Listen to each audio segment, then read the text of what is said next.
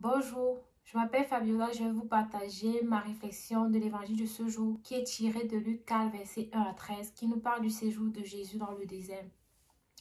Alors Jésus était conduit par l'Esprit Saint au sommet d'une montagne dans un désert afin de prier et de jeûner pendant 40 jours.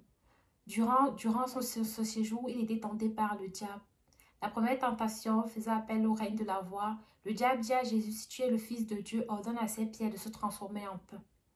La deuxième tentation, c'est l'illusion du paraître. Il dit à Jésus, si tu es le Fils de Dieu, jette-toi en bas.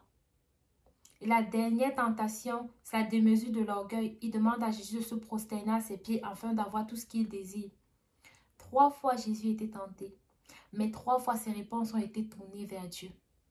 Jésus était mis à l'épreuve, mais il était mis à l'épreuve dans la prière.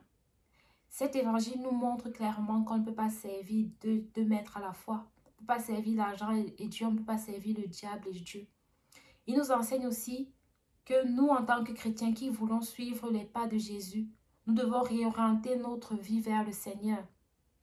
Et nous, en tant que jeunes, on nous promettra des monts et merveilles. Mais si nous mettons le Seigneur au centre de tout, on saura faire la distinction entre le bien et le mal.